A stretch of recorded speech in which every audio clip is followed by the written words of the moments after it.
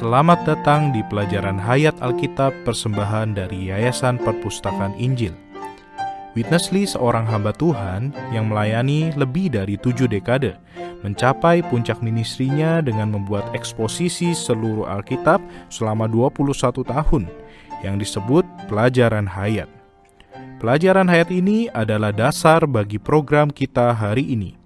Di dalamnya ada cuplikan pendek berita yang disampaikan oleh Witnessly. Sekarang, mari kita bergabung dengan program hari ini. Banyak orang beriman baru tidak lama setelah menerima Kristus sebagai juru selamat mereka dan mengalami keselamatan yang menakjubkan dan dinamis melalui satu periode waktu di mana mereka meragukan dan mempertanyakan keselamatan mereka.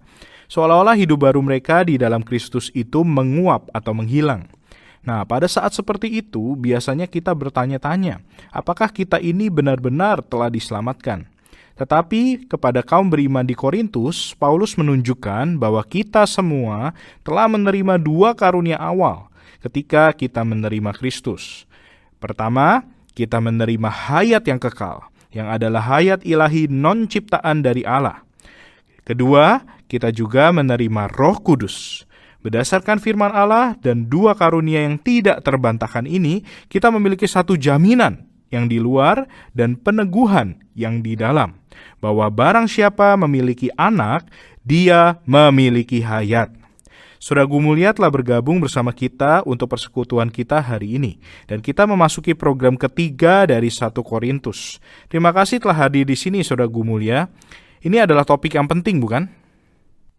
Topik yang sangat penting, dan saya senang Anda menggunakan kata persekutuan. Perkataan ini diwahyukan dengan sangat baik di dalam 1 Korintus pasal 1 ayat 9. Dan kita memohon kepada Tuhan Roh agar kita bisa berada di dalam realitas persekutuan ini.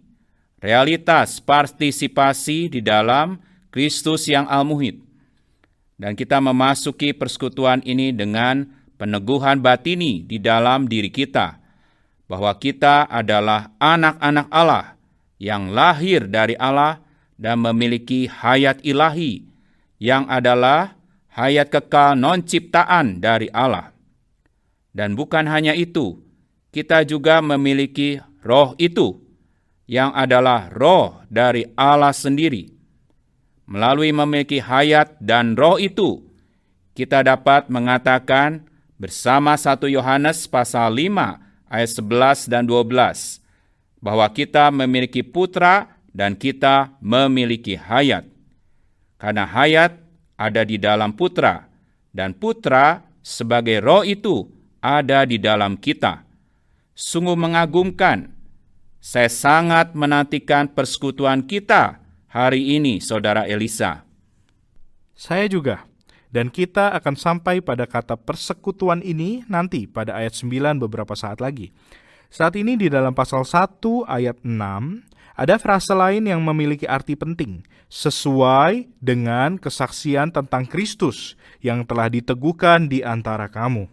Dan ayat itu akan menjadi dasar bagi persekutuan pertama yang akan kita dengarkan dari Saudara Witnessly. Mari bergabung sekarang. Now, we come to verse 6. Dalam 1 Korintus pasal 1 ayat 6, Paulus berkata, sesuai dengan kesaksian tentang Kristus yang telah diteguhkan di antara kamu. Kesaksian Kristus di sini berbeda dengan kesaksian Yesus dalam kitab Wahyu pasal 1. Di sini yang diartikan Paulus ialah pemberitaan Kristus. Pemberitaan Paulus tentang Kristus adalah suatu kesaksian dari Kristus. Ada beberapa orang mungkin heran mengapa Paulus tidak menggunakan kata pemberitaan, melainkan menggunakan kata kesaksian. Pemberitaan dapat dianggap sebagai perkataan yang berisi pemikiran. Kesaksian berbeda dengan itu. Kesaksian harus merupakan suatu kehidupan, bukan hanya pemberitaan. Kesaksian Paulus tentang Kristus diteguhkan di dalam atau di antara kaum beriman di Korintus. Paulus sangat berhati-hati dalam menyusun suratnya.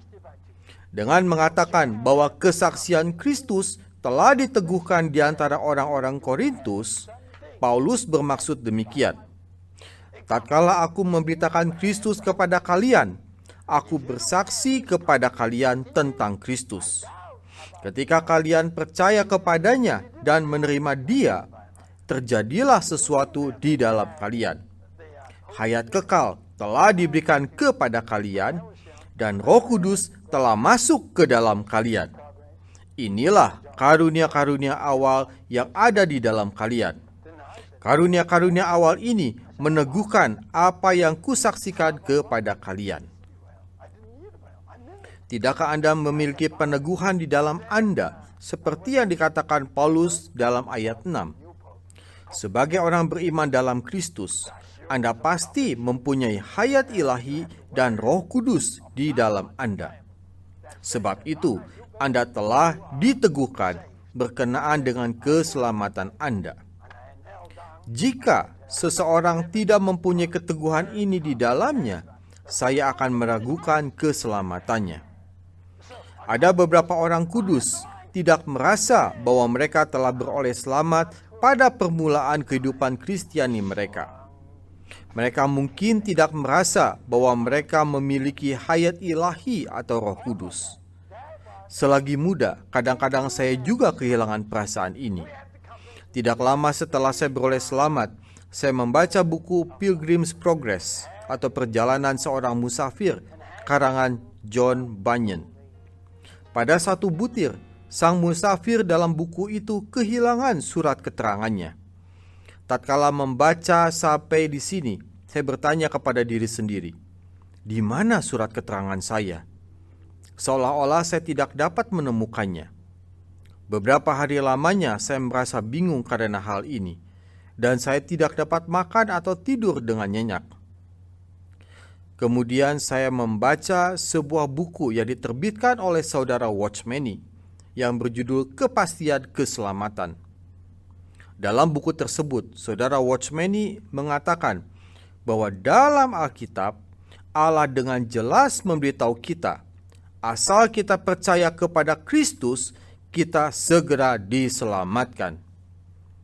Ketika membaca ini, saya membuka Alkitab saya pada Yohanes pasal 3 ayat 16 dengan berlutut saya berkata, "Aku ingin bersaksi kepada surga dan bumi bahwa aku percaya pada ayat ini.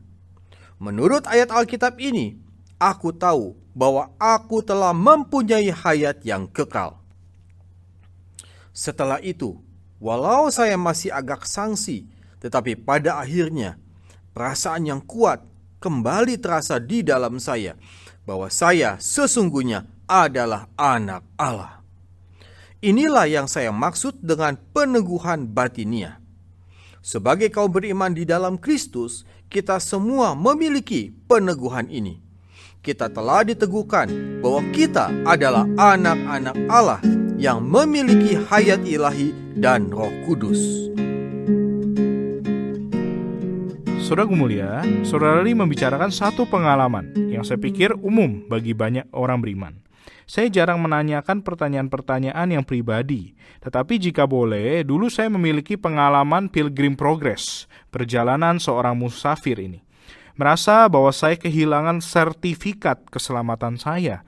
Saya ingin tahu, apakah Anda pernah merasa demikian ketika masih muda?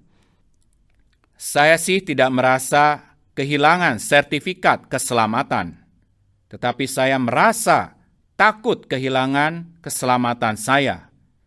Kadang-kadang saya merasa bahwa keselamatan saya itu belum pasti, terutama kalau saya mendengar ada orang yang bersaksi bahwa mereka mengalami Tuhan secara hebat. Pada saat-saat seperti itu, saya hanya tahu terbuka kepada Tuhan. Dan beberapa waktu kemudian saya menemukan bahwa ada satu persona yang hidup di dalam saya. Keraguan itu benar-benar hilang pada saat saya menyadari bahwa saya telah dilahirkan dari Allah. Saya memiliki hayat Allah di dalam roh saya. Dan menurut Roma pasal 8 ayat 10, bahkan roh saya pun adalah hayat. Dan menurut 1 Korintus pasal 6 ayat 17, saya adalah satu roh dengan Tuhan. Ketika saya menyadari kedua hal ini, yaitu hayat dan roh, saya menyadari bahwa keselamatan saya adalah perkara yang pasti. Tetapi sebelum menyadari hal itu, ada sejangka waktu di mana saya mempertanyakan keselamatan saya. Tetapi syukur pada Tuhan, berdasarkan wahyu ilahinya dan penekanan ministry ini pada roh dan hayat, perkara ini telah sepenuhnya dibereskan di dalam diri saya. Tidak peduli apapun yang orang lain katakan, apapun yang iblis katakan, saya tetap adalah anak Allah, dengan peneguhan yang di dalam dari hayat ilahi dan roh ilahi. Dan Anda juga demikian.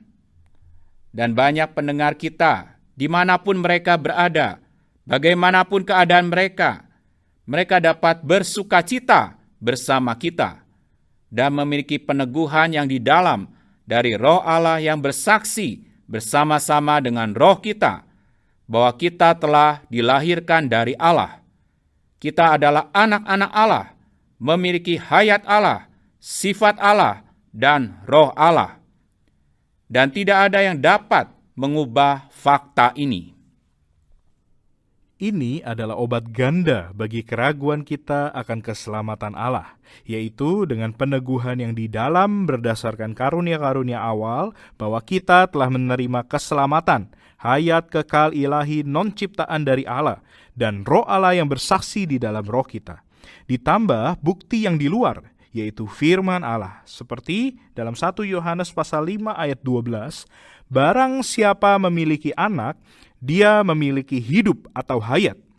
Bila kita sepertinya tidak memiliki peneguhan yang di dalam, kita masih memiliki bukti yang di luar untuk memastikannya. Tetapi begitu kita telah memastikannya, seperti yang Anda tujukan pada kesaksian Anda, maka mata kita akan terbuka untuk melihat bahwa kita benar-benar telah dilahirkan dari Allah. Ini benar-benar adalah fakta yang meneguhkan, bukan? Itu adalah fakta yang meneguhkan. Kelahiran kita tidak dapat dibatalkan. Ini bukanlah seperti sebuah tiket atau paspor surgawi yang dapat hilang atau direbut dari kita ketika kita gagal atau melanggar. Sesuatu telah terjadi di dalam roh kita dan tidak dapat dibatalkan. Roh kita telah dilahirkan dari Allah Sang Roh. Kita telah menjadi satu roh dengan Tuhan. Roh kita dibaurkan dengan roh Allah untuk menjadi satu roh perbauran. Perbauran kita tidak dapat dipisahkan dan kelahiran kita tidak dapat dibatalkan. Semoga roh itu sendiri mempersaksikan kebenaran ini bersama-sama dengan roh para pendengar kita yang terkasih, yang benar-benar ingin mengetahui bahwa mereka memiliki jaminan bukan hanya pada keselamatan mereka, tetapi juga pada kelahiran kembali mereka. Mereka telah dilahirkan dari Allah. Mereka memiliki hayat Allah. Mereka memiliki roh Allah. Mereka adalah anak-anak Allah. Selamat datang di rumah tangga Allah, di mana kita menikmati Kristus yang luar biasa sebagai pusat kita yang unik. Sekarang kita masuk ke dalam frasa luar biasa yang telah Anda singgung di awal program ini. Saya belakangan ini menikmati frasa di dalam ayat 9 ini. Allah yang memanggil kamu kepada persekutuan dengan anaknya Yesus Kristus Tuhan kita adalah setia. Mari kita melihat kata persekutuan ini.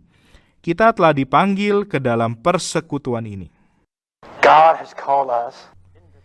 Dalam ayat 9, Paulus berkata, Allah yang memanggil kamu kepada persekutuan dengan anaknya Yesus Kristus Tuhan kita adalah setia. Istilah persekutuan ini sangat limpah dan mendalam. Saya tidak percaya apakah ada guru atau penafsir Alkitab yang dapat memahami dengan tuntas makna istilah ini. Persekutuan bukan hanya berarti adanya komunikasi antara Anda dengan seseorang, tetapi juga berarti berbagian dalam orang itu. Tambahan pula, ini berarti bahwa kita dan Kristus telah menjadi satu. Juga berarti kita menikmati Kristus dan segala hakikinya, dan Ia menikmati kita beserta hakiki kita. Akibatnya, tidak saja ada komunikasi timbal balik, tetapi juga suatu kebersamaan dalam segala perkara. Semua hakiki Kristus menjadi milik kita, dan semua hakiki kita menjadi milik Dia. Kita semua telah dipanggil oleh Allah ke dalam suatu kebersamaan timbal balik antara kita dengan Putra Allah. Saya tidak percaya bahwa dalam bahasa lain ada satu istilah lain yang cukup sepadan dengan istilah persekutuan dalam bahasa Yunani ini. Kita telah dipanggil ke dalam persekutuan Putra Allah. Kita telah dipanggil ke dalam suatu kebersamaan timbal balik di mana kita menikmati hakiki Putra Allah itu dan kita bersatu dengan Dia dan Ia bersatu dengan kita.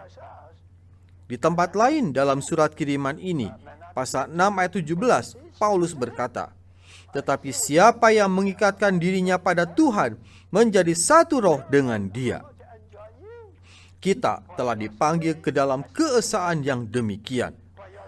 Dalam keesaan ini, kita menikmati hakiki Kristus dan Dia menikmati hakiki kita. Sekalipun keadaan kita begitu kasihan, Kristus tetap menikmati kita. Boleh jadi Anda merasa hal ini sangat sulit dipercaya. Anda mungkin berkata, "Aku benar-benar percaya bahwa kita telah dipanggil untuk menikmati Kristus. Tetapi bagaimana mungkin Kristus menikmati kita?"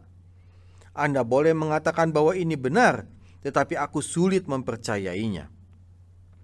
Namun Kristus akan berkata, "Hai anakku, aku sangat menikmatimu. Kamu tidak tahu betapa aku menikmatimu.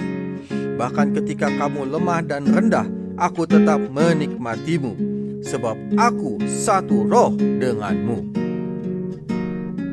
Saudaraku mulia, mari kita bahas kata persekutuan ini. Saya rasa banyak orang secara dangkal menganggap bahwa persekutuan ini hanyalah satu pertemuan sambil minum kopi atau sambil makan kue. Tetapi ada juga yang memiliki pemahaman yang lebih dalam. Mereka mengartikannya sebagai sejenis komunikasi, di mana Allah mengkomunikasikan kehendak dan keinginannya. Tetapi ada sesuatu yang jauh lebih dalam lagi, bukan? Ya, benar. Sekarang kita akan berbicara tentang kata persekutuan dengan lebih dalam. Kita akan melihat dari sudut pandang Alkitab dan dari pengalaman kita. Tentu saja persekutuan meliputi komunikasi secara timbal balik. Dipanggil ke dalam persekutuan adalah dipanggil ke dalam kenikmatan secara timbal balik antara keilahian dan keinsanian, di mana kita menikmati segala apa adanya Allah Tritunggal di dalam Kristus, dan Dia menikmati kita. Dan seperti yang ditunjukkan oleh Saudara Lee, beberapa dari kita mungkin sulit percaya bahwa Allah dapat menikmati kita. Kita begitu kasihan, kita orang berdosa. Tentu saja kita masih memiliki aspek yang hina dan dikutuk oleh Allah. Tetapi kita harus mengingat kembali bahwa kita adalah orang-orang kudus. Kita telah dipisahkan kepada Allah, kita esa dengan Dia. Kita telah dilahirkan dari Allah. Kita adalah anak-anak-Nya. Ayah macam apa yang tidak menikmati anak-anak-Nya? Sebagai ayah insani, kita menyukai anak-anak kita. Allah, Sang Bapa Ilahi, menyukai kita semua berdasarkan apa adanya kita di dalam Kristus. Saya teringat Efesus pasal 1 yang berbicara tentang saling mewarisi, bahwa di dalam Kristus Allah adalah warisan kita, dan di dalam Kristus kita adalah warisan Allah. Tetapi apa yang bisa Allah warisi atau nikmati dari diri kita? Nah, di dalam diri kita sendiri tidak ada. Tapi Kristus ada di dalam kita. Dan kombinasi Kristus dengan kita membuat kita sangat bisa dinikmati dan menyenangkan bagi Allah. Jadi, hari ini kita berada di dalam alam yang disebut persekutuan, alam kenikmatan secara timbal balik. Kita menikmati Kristus yang al-muhid, Kristus yang adalah realitas dari Allah dan manusia, dan realitas dari setiap hal yang positif. Kenikmatan ini tidak ada habisnya, dan Allah menikmati Kristus yang ada di dalam kita, dan menikmati kita yang ada di dalam Kristus. Sungguh luar biasa, kita telah dipanggil keluar dari keadaan kita yang paling menyedihkan, masuk ke dalam saling partisipasi, saling komunikasi, dan saling menikmati antara kita dengan Kristus. Banyak mencari Tuhan yang terkasih perlu mendengar perkataan seperti ini, agar dapat dilepaskan dari perasaan tidak layak, dan agar dapat melihat apa adanya diri mereka di dalam Kristus, berdasarkan penebusan Allah. Dan agar menyadari bahwa sama seperti mereka memustikakan Kristus, Kristus juga memustikakan mereka. Dan saling menyukai ini, saling memustikakan ini, dan saling menikmati ini adalah makna dari kata persekutuan di dalam Alkitab.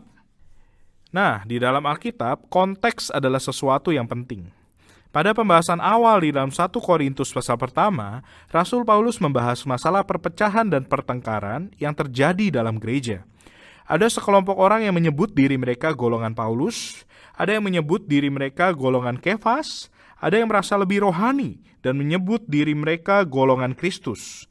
Perpecahan ini merajalela di antara mereka. Tetapi di dalam konteks ini, Paulus pertama-tama menunjukkan jaminan keselamatan mereka seperti yang telah kita lihat, dan mengingatkan mereka bahwa mereka telah dipanggil ke dalam persekutuan hayat ilahi yang telah kita nikmati tadi. Jadi penting bagi kita untuk melihat perkara perpecahan dan bagaimana cara untuk menghadapinya di bagian awal pelajaran hayat ini. Mari kita bergabung kembali bersama Saudara Winnesley. The Corinthian believers Semua orang beriman dalam Kristus, termasuk kita, mempunyai kesukaan masing-masing. Orang-orang di Korintus mempunyai kesukaan mereka sendiri. Kesukaan itu bersifat daging. Asalkan Anda berpegang kepada kesukaan Anda, berarti Anda berada dalam daging. Di samping itu, memiliki kesukaan akan membuat Anda kehilangan Kristus sebagai inti yang unik. Inti unik kita adalah Tuhan yang adalah milik mereka dan milik kita. Putra Allah yang ke dalam persekutuannya kita semua telah dipanggil oleh Allah. Saya percaya ketika Paulus menulis surat kiriman ini kepada kaum beriman di Korintus, ia bermaksud, saudara dan saudari yang kekasih, kalian perlu mengetahui bahwa inti unik di antara kaum beriman bukan Paulus, Kefas, Apolos, atau siapa saja. Inti ini bahkan bukan Kristus yang sempit, Kristus pilihan kalian. Kristus yang menjadi inti unik semua orang beriman adalah Dia yang menjadi milik mereka dan milik kita. Kita telah dipanggil ke dalam keesaan, ke dalam suatu kebersamaan yang timbal balik antara kita dengan Dia. Sebab itu, tidak sewajarnya lah ada kesukaan terhadap gereja-gereja lokal atau terhadap orang beriman secara individual.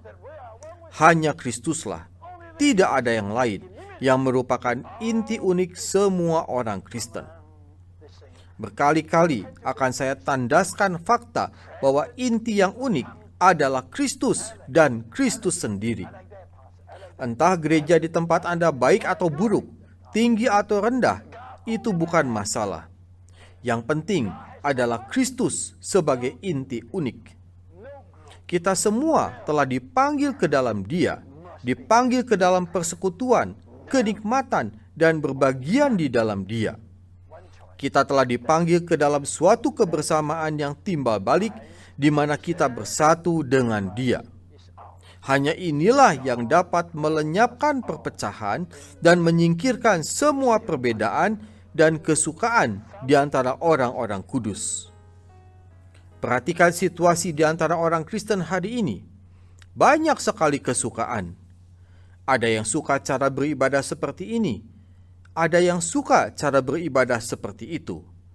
Ada yang berkata, aku suka yang ini. Dan yang lain, aku suka yang itu. Ada yang berkata, aku suka hamba Tuhan yang ini. Dan yang lain berkata, aku suka hamba Tuhan yang itu. Orang beriman hari ini lazim berkata, aku suka, aku suka. Anda mungkin menyukai sesuatu, tetapi Allah mungkin tidak menyukainya. Allah hanya menyukai Kristus. Allah mempunyai satu inti, Yesus Kristus. Dan Ia telah memanggil Anda bukan ke dalam denominasi kesukaan Anda, melainkan ke dalam persekutuan putranya. Tidak ada orang atau kelompok yang harus menjadi kesukaan kita. Kesukaan kita satu-satunya seharusnya adalah Kristus sebagai inti unik. Kristus yang adalah Tuhan mereka dan Tuhan kita. Kristus yang ke dalamnya kita telah dipanggil oleh Allah. Oh, kita semua wajib nampak bahwa Allah telah memanggil kita ke dalam persekutuan Kristus yang demikian. Nah, Saudara Lee tidak banyak membahas mengenai masalah. Dia langsung menunjukkan solusinya, bukan? Ya, benar. Dan disinilah penekanan kita seharusnya. Tetapi penekanan itu bahkan lebih mengesankan ketika kita menyadari latar belakangnya. Menurut perkataan Paulus, setiap orang di sana berkata, aku adalah golongan ini, aku adalah golongan itu. Ini semua adalah kesukaan mereka. Dan mereka menyebut golongan yang sempit, eksklusif, dan memecah belah ini sebagai persekutuan. Kemudian Paulus bertanya, apakah Kristus terbagi-bagi? Apa yang kita tekankan seharusnya adalah apa yang Paulus tekankan, apa yang Allah tekankan, dan apa yang Saudara Lee tekankan di dalam ministrinya, yaitu bahwa di dalam ekonomi Allah dan di dalam kehidupan Kristen dan di dalam kehidupan gereja terdapat satu inti yang unik, dan inti itu bukanlah siapapun di antara kita, bukanlah praktek tertentu, dan bukanlah doktrin tertentu. Inti unik ini adalah Yesus Kristus itu sendiri. Allah hanya mengenali inti ini ketika kita menyimpang dari inti Allah melalui memiliki kesukaan kita, di mana kesukaan kita memang menyebabkan kita menyimpang. Kita benar-benar tersimpangkan dari ekonomi Allah yang berpusat pada Kristus yang al-muhid. Ada satu keperluan yang besar bagi kaum beriman hari ini, yaitu kita perlu benar-benar terbuka kepada Tuhan dan membiarkan Tuhan untuk menyoroti kita mengenai apakah inti kita. Apakah kita menyebut kita golongan hamba Tuhan yang kita sukai? Apakah kita lebih menyukai cara beribadah tertentu? Jika jawaban kita adalah ya, berarti kita telah tersimpangkan dari Kristus sebagai inti unik itu. Saudara Elisa, saya bertanya-tanya, kapankah umat Allah akan mengambil kesukaan Allah sebagai kesukaan mereka? Ada orang yang menganggap bahwa di bawah payung kekristenan, Anda dapat mengikuti selera Anda, kesukaan Anda, dan pilihan Anda. Tetapi Allah menolak semuanya ini. Salib telah meniadakan semua kesukaan ini. Hanya Kristus yang tetap ada. Dia adalah Sang unik. Dia adalah inti yang unik. Dia adalah Sang al-muhid. Kapankah harinya tiba di mana kita puas hanya dengan memiliki Kristus saja? Kapankah harinya tiba ketika Kristus menjadi intinya. Pada hari itulah kita akan benar-benar menjadi satu, karena kita semua telah dipanggil ke dalam persekutuan Kristus yang al-muhid ini, inti yang unik dari ekonomi Allah. Jika kita meninggalkan semua kesukaan kita dan mengambil kesukaan Allah sebagai pilihan kita satu-satunya, kita akan masuk ke dalam persekutuan ilahi insani yang luar biasa. Kenikmatan timbal balik dari Kristus yang al-muhid, Putra Allah yang hidup, inti dari ekonomi kekal Allah. Itulah beban khusus dalam edisi pelajaran hayat Alkitab ini. Nah, berita hari ini telah sangat konsisten. Meskipun kita tampaknya membahas banyak hal, tetapi inilah yang kita miliki. Saksian itu hanyalah satu, yaitu kesaksian Kristus. Persekutuan yang ke dalamnya kita dipanggil juga hanya satu, yaitu persekutuan putranya. Dan inti kita juga hanya satu, yaitu Kristus sendiri. Betul sekali, Saudara Elisa. Ini adalah program yang luar biasa. Saya sangat senang kita dapat memiliki persekutuan semacam ini. Saudara Gumulia, ini adalah perkataan yang kita perlukan, bukan? Kita semua memerlukannya. Kita perlu lebih banyak masuk ke dalam persekutuan Putra Allah yang terkasih. Waktu kita telah habis untuk hari ini. Kami berharap Anda dapat diterangi dan membawa diri Anda kepadanya yang adalah kesaksian kita, persekutuan kita, dan inti utama kita, yaitu Kristus Tuhan sendiri. Saya Elisa dan mewakili Saudara Gumulia mengucapkan terima kasih telah mendengarkan hari ini. Terima kasih telah mendengarkan pelajaran hayat Alkitab bersama Witnessly yang dipersembahkan oleh Yayasan Perpustakaan Injil. Witnessly menghabiskan waktu 7 dekade pada abad ke-20 berbicara tentang Kristus. Pertama-tama di Asia, dan kemudian di Amerika Utara, dan akhirnya di seluruh dunia. Puncak dari 70 tahun ministrinya itu adalah pelajaran hayat Alkitab, sebuah eksposisi lengkap dari seluruh kitab suci. Penafsiran unik ini berfokus pada bagaimana Kristus dapat menjadi hayat bagi manusia secara pengalaman dan secara praktis.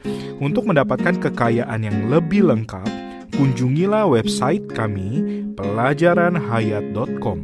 Di sana Anda bisa mendapatkan seluruh pelajaran hayat dengan lengkap dan mendownloadnya dengan gratis.